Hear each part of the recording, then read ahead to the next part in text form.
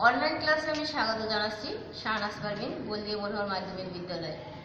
আজকে আমি অষ্টম শ্রেণীর বাংলাদেশ বিশ্ব পরিচয়ের অধ্যায় সপ্তমে রাষ্ট্র ও সরকার ব্যবস্থা নিয়ে আলোচনা করব। গত ক্লাসে আমরা পার্ট 1 নিয়ে আলোচনা করেছিলাম, সরকারের শ্রেণী বিভাগ। আজকে আমরা পার্ট 2, 3 এবং 4 নিয়ে আলোচনা করব। পার্ট 2 আছে বাংলাদেশের সরকার পদ্ধতি। বাংলাদেশ একটি গণতান্ত্রিক রাষ্ট্র। এখানে প্রজাতান্ত্রিক সরকার বিদ্যমান, জনগণ রাষ্ট্রের মালিক। এতে সংসদীয় পদ্ধতির সরকার ব্যবস্থা বিদ্যমান। সংসদীয় পদ্ধতির সরকার ব্যবস্থায় প্রধানমন্ত্রীর নেতৃত্বাধীন একটি মন্ত্রিপরিষদ থাকে। মন্ত্রিপরিষদ নির্বাহী ক্ষমতার মালিক এবং তারা যে কোনো কাজের জন্য আইনসভার কাছে জবাবদিহি করতে বাধ্য। এটা হচ্ছে বাংলাদেশের সরকার পদ্ধতি। এরপর আমরা পার্ট 3-এ চলে যাব, রাষ্ট্রীয় মূলনীতি। যে আসলে বাংলাদেশের রাষ্ট্রীয় মূলনীতি হচ্ছে 4টি: জাতীয়তাবাদ, সমাজতন্ত্র, গণতন্ত্র, ধর্মনিরপেক্ষতা। জাতীয়তাবাদ কি? একই ধরনের ভাষা, সাহিত্য, সংস্কৃতিতে বাঙালি জাতি সুদৃঢ় ঐক্যর বন্ধনে আবদ্ধ।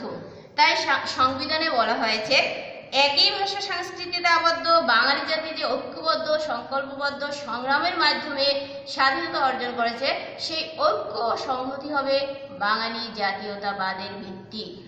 এরপরে আমরা চলে আসব সমাজতন্ত্র। সমাজতন্ত্র কি? অর্থনৈতিক ক্ষেত্রে সকলের জন্য সমতা অর্জনের লক্ষ্যে এই সমাজতন্ত্র রাষ্ট্রীয় মূলনীতি হিসেবে গ্রহণ করা হয়েছে। শোষণমুক্ত, ন্যায়ভিত্তিক এবং সমতাভিত্তিক সমাজ প্রতিষ্ঠাই হচ্ছে এর মূল লক্ষ্য। এরপরে আমরা চলে আসব গণতন্ত্র। রাষ্ট্রের সকল কাজে নাগরিকের অংশগ্রহণই হচ্ছে গণতন্ত্রের মূল ভিত্তি।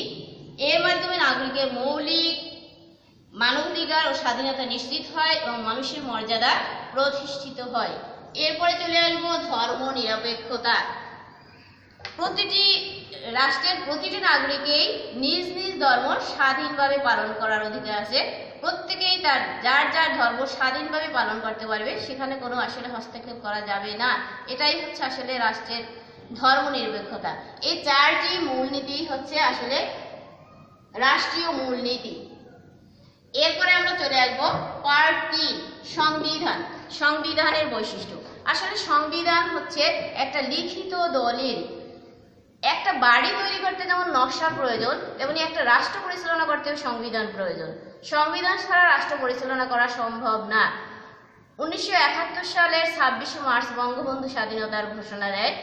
এরপরে আমরা 1971 সালের 16ই ডিসেম্বর বিজয় অর্জন করি। দীর্ঘ 9 মাস যুদ্ধের পর আমরা বিজয় অর্জন করি। এরপরে 1972 সালের আমাদের গণপরিষদের প্রথম অধিবেশন বসে। সেই প্রথম অধিবেশনেই আসলে প্রস্তাব করা হয় যে একটা সংবিধান করার জন্য। ডক্টর কামাল হোসেনের নেতৃত্বে একটা সংবিধান প্রণয়ন কমিটি গঠন করা হয়।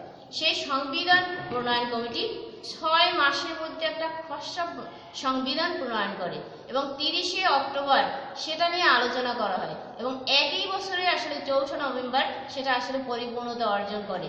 যে এত অল্প সময়ে মাত্র 6 মাসের মধ্যে একটা সংবিধান প্রণয়ন করা আসলেই কষ্টকর। পৃথিবীর ইতিহাসের দিকে তাকালে দেখা যায় যে এত অল্প সময় আসলে কেউ সংবিধান প্রণয়ন করতে পারে নাই। এই সংবিধান সম্পর্কে জাতির জনক বঙ্গবন্ধু শেখ মুজিবুর রহমান বলেছেন যে এটা হচ্ছে লাখো শহীদের রক্তের বিনিময়ে গঠিত একটি সংবিধান। তাই এটা আসলে একটা পবিত্র দলিল। আজকে আমরা আসলে এই সংবিধানের বৈশিষ্ট্য নিয়ে আলোচনা করব। আমাদের সংবিধানের প্রধান বৈশিষ্ট্য হচ্ছে গণপ্রজাতন্ত্রী সরকার, সংসদীয় পদ্ধতির সরকার, লিখিত সংবিধান, রাষ্ট্রীয় মূলনীতি, রাষ্ট্রধর্ম, জাতীয় জাতীয়তা, এককেন্দ্রিক সরকার, এক কক্ষ বিশিষ্ট আইনসভা, মৌলিক অধিকার, জনগণের সার্বভৌমত্ব, বিচার বিভাগের স্বাধীনতা, সার্বজনীন ভোটাধিকার, নির্বাচন অনুষ্ঠান, সংবিধান সংশোধন। প্রথমে আমরা চলে আসি গণপ্রজাতন্ত্রী সরকার নিয়ে আলোচনা করব। গণপ্রজাতন্ত্রী সরকার হচ্ছে বাংলাদেশের একটি স্বাধীন সার্বভৌম গণতান্ত্রিক রাষ্ট্র হিসেবে প্রতিষ্ঠিত হবে। সংসদীয় পদ্ধতির সরকার। সংসদীয় পদ্ধতির সরকার ব্যবস্থায় মন্ত্রিপরিষদ শাসিত সরকার ব্যবস্থা বিদ্যমান। মন্ত্রিপরিষদ প্রধানমন্ত্রীর নেতৃত্বে এই মন্ত্রিপরিষদ রাষ্ট্রীয় কার্য পরিচালনার জন্য সকল প্রকার নির্বাহী ক্ষমতা থাকে প্রধানমন্ত্রীর উপর, এবং রাষ্ট্রীয় কাজকর্মের জন্য তারা আসলে আইনসভার কাছে জবাবদিহি করতে বাধ্য থাকে। লিখিত সংবিধান, বাংলাদেশের সংবিধান হচ্ছে লিখিত। এটি 11টি ভাগে বিভক্ত, 153টি অনুচ্ছেদ এবং একটি প্রস্তাবনা আছে এতে। এরপরে আছে রাষ্ট্রীয় মূলনীতি। রাষ্ট্রীয় মূলনীতি হচ্ছে 4টি: গণতন্ত্র, জাতীয়তাবাদ, সমাজতন্ত্র এবং ধর্মনিরপেক্ষতা। এই 4টি হচ্ছে রাষ্ট্রীয় মূলনীতি। এরপরে আমরা চলে আসবো রাষ্ট্রধর্ম। রাষ্ট্র ইসলামকে রাষ্ট্রধর্ম হিসেবে গ্রহণ করা হয়েছে। এই ইসলাম যেমন রাষ্ট্রধর্ম, অন্যান্য ধর্মাবলম্বী যারা আছে যেমন হিন্দু, বৌদ্ধ, খ্রিস্টান, তারাও নিজ নিজ ধর্ম স্বাধীনভাবে পালন করতে পারবে, সেখানে কোনো হস্তক্ষেপ করা যাবে না। এরপরে জাতীয়তাবাদ। ক্ষুদ্র নৃগোষ্ঠীবাদে আমরা জাতি হিসেবে আমরা বাঙালি এবং নাগরিক হিসেবে আমরা বাংলাদেশি। এককেন্দ্রিক সরকার ব্যবস্থা, এখানে কোনো প্রদেশ নাই, একটি কেন্দ্র থেকে আসলে সব ধরনের শাসন ব্যবস্থা পরিচালনা করা হয়। এক কক্ষ বিশিষ্ট আইনসভা। মন্ত্রিপরিষদের সাথে সরকার ব্যবস্থা, তারাই সরকার গঠন করতে পারে যারা জনগণের ভোটে নির্বাচিত 300 জন সদস্য, এবং এই 300 জন সদস্য দ্বারা 50টি সংরক্ষিত মহিলা আসন নিয়ে মোট 350 জন সদস্য নিয়ে আসলে এই আইনসভা, এক কক্ষ বিশিষ্ট আইনসভা গঠন করা হয়। মৌলিক অধিকার, এই সংবিধানে জনগণের মৌলিক অধিকারের কথা উল্লেখ আছে। জনগণের সার্বভৌমত্ব, জনগণ রাষ্ট্রের মালিক, জনগণের সার্বভৌম ক্ষমতার মালিক, একথা এখানে উল্লেখ আছে। বিচার বিভাগের স্বাধীনতা, আসলে এই সংবিধানে বিচার বিভাগকে সম্পূর্ণ স্বাধীন হিসেবে ঘোষণা করা হয়। সার্বজনীন ভোটাধিকার, যে 18 বছরের প্রাপ্ত বয়স্ক এবং তদূর্ধ্ব সকল শ্রেণীর লোক এই ভোটাধিকার প্রয়োগ করতে পারবে এবং তাদের প্রতিনিধি নির্বাচন করায় তারা অংশগ্রহণ করতে পারবে।